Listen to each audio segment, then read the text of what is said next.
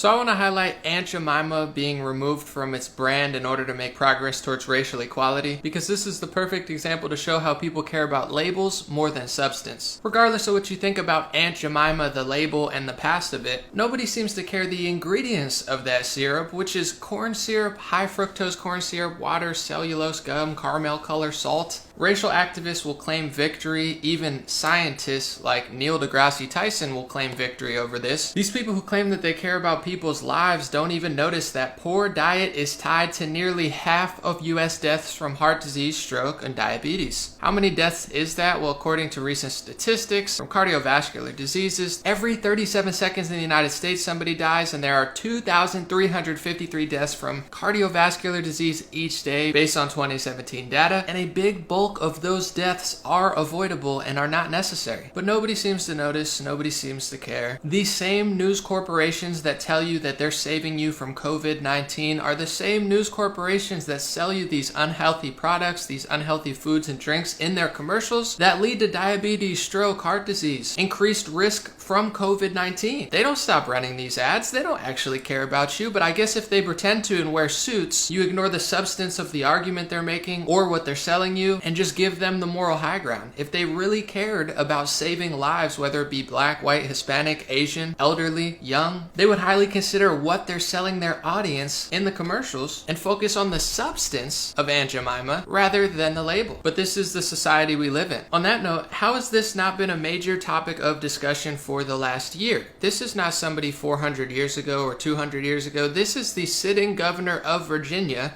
Ralph Northam's yearbook picture. If this was Trump or a Republican or pretty much anybody in this country, they would have been fired or resigned or been a topic of discussion as they're tearing down statues, but he's a Democrat and most of the media is controlled, operated, and massively biased in favor of Democrats, so nobody seems to care about that. You think I'm kidding? A picture has been surfacing with Robert Byrd, lifelong Democrat and ex-KKK member, and instead of putting this all over the place or these Black Lives Matter organizations talking about it, what the mainstream media is doing is actually covering for Joe Biden and Robert Byrd because they're Democrats. They're actually fact-checking people who are talking about it. USA Today says, fact check, photo does show Biden with Byrd, who once had ties to the KKK, but he wasn't a Grand Wizard. Clearing that up for you. Byrd was not a KKK Grand Wizard, but he did once lead a chapter. And then the rest of this article and his Wikipedia page, it's basically a PR team for Byrd and anybody who talks to him just being like, no, he's a really, really great guy. You know, that was just his past. And the point I'm trying to get to is they only do this for certain types of people. They only do this for one side of the political spectrum, and the other side they'll lie about, smear, make up stuff that isn't even true. When it comes to the Ku Klux Klan, the reason that Robert Byrd probably was involved at a young age was because the Ku Klux Klan was not a Republican Party operation, it was a Democratic Party operation, and it was created to pressure the Republican Party. Why was it pressuring the Republican Party? Because they've been working with black people since the 1800s, and the Democrats didn't hire a black senator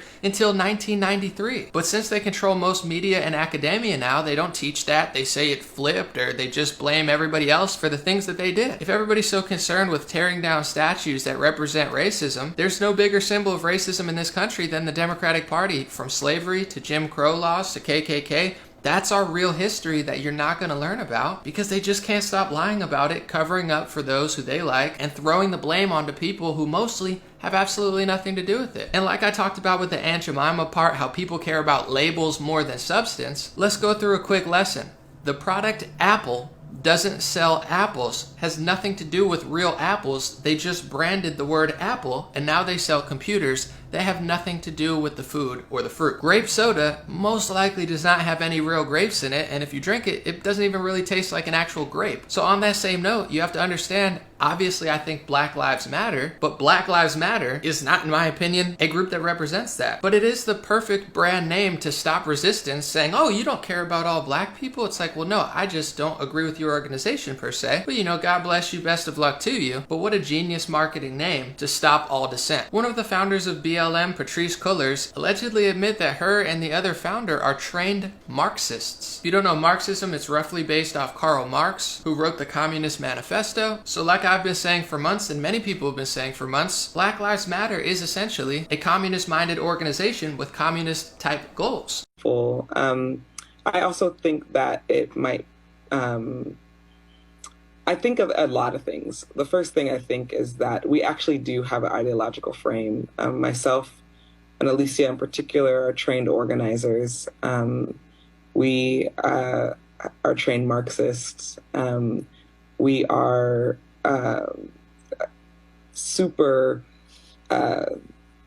versed on sort of ideological theories. And I think that what we really try to do is build a movement that could be utilized by many, many Black folk. All you have to do is look at their website and read what they believe. They're not necessarily talking about things that are really popular in the Black community. They're talking about things that are really popular in the progressive, socialist, communist community. Those are their politics, and they fused it with the LGBT movement. We actually do have an ideological frame. We are trained Marxists. And they take donations through actblue.com, which is a progressive and Democratic Party fundraising type site, just like winred.com was created to fundraise for Republicans. During all these protests and stuff, you have had multiple reports of the Democratic Party breaking records with fundraising for themselves, and it's even been covered recently in mainstream news, and as well on her Wikipedia, that they consider themselves trained Marxists. And if you didn't believe me how biased the media is, now let's just look up cultural Marxism in Google. The first thing that comes up is Southern Poverty Law Center. It says cultural Marxism is a conspiracy theory with an anti-Semitic twist, is being pushed by much of the American right. So it's a conspiracy theory with an anti-Semitic twist? Okay. The Guardian says cultural Marxism, a uniting theory for right-wingers who love to play victim, and the New York Times even say it's the alt-right's favorite meme is talking about this. So the movement and the organization that controls our culture right now, Black Lives Matter, they're influencing all the major corporations, academia, sports, the entertainment industry, every social media app, literally everything. They're culturally influencing everything. That group admits that they are trained Marxists influencing the culture, but cultural Marxism is this crazy right-wing conspiracy theory.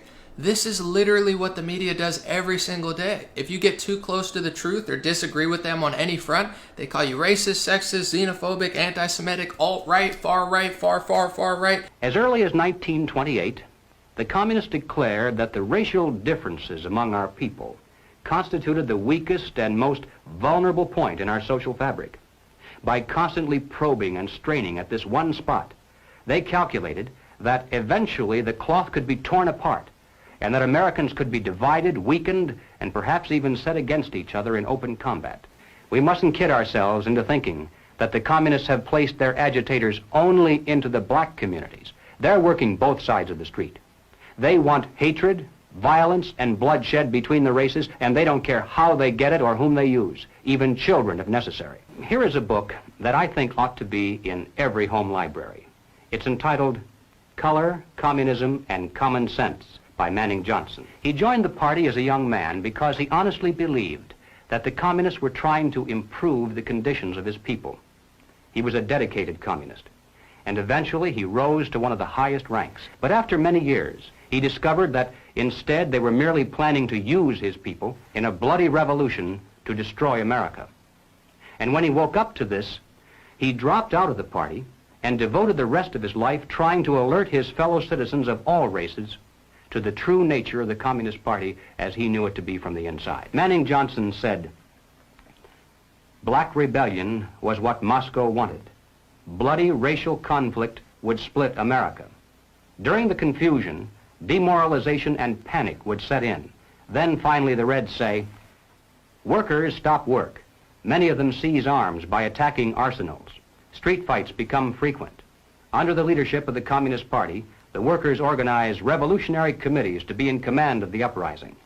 Armed workers seize the principal government offices, invade the residences of the president and his cabinet members, arrest them, declare the old regime abolished, establish their own power." Now, here is a piece of vicious communist propaganda that perhaps some of you have seen. It's called The Crusader. It's written by Robert F. Williams, one of the organizers of the Revolutionary Action Movement. In this issue of The Crusader, the communists call not only for extensive chaos within the cities, but for putting to the torch every village, every forest, every field, and every barn. The plan is for raging fires from one city to the next. The reason? Well, first, there's the value of sheer destruction. Secondly, it would force us to deploy our defenses and rescue units over the widest possible area. The communists point out that as long as our police and National Guard remain concentrated, they're invincible. But if they can be forced to spread out over the entire city and into the countryside as well, then they can be picked off from ambush one by one. And the third value of massive fire to the communists is psychological. The average American, they say, soft and decadent, when he sees billows of black smoke rising from one horizon to the other, when at night the only light he has to see by is the flickering red from flames leaping into the sky, he'll become paralyzed with fear and panic. He'll run away and hide and do nothing to interfere with the guerrilla bands as they strike at the community's power centers. Even if you're like me and you don't support any of their nonsense and their lies and their smear campaigns and their bully-like tactics to put a movement, name it something, and say you disagree with an entire race if you don't like their movement, which has nothing to do. And I guarantee you, if you took each belief and policy that Black Lives Matter believes in and you asked the average black American, do you agree with this? Do you agree with this? What do you think about this? I would guess a lot of what they push is not even popular in the black community, let alone in America, let alone in the world. But this is how the media operates. This is how many groups operate. And myself, like millions of others of every ethnicity, religion, and gender, are tired of it. You have Joe Biden surging in the polls from all this Black Lives Matter stuff going on in culture right now, despite the fact that his crime bill is the exact type of crime bill that the Black Lives Matter activists today wouldn't stand for and wouldn't agree with and would never want to support. And Donald Trump actually passed the First Step Act, which let thousands of nonviolent drug-offending prisoners out of prison, the type of prison reform that activists have been begging for the last 20, 30 years. Gregory. Hi,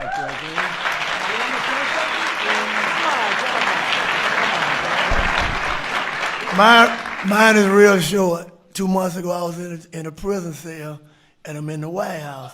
Let's continue to make America great again.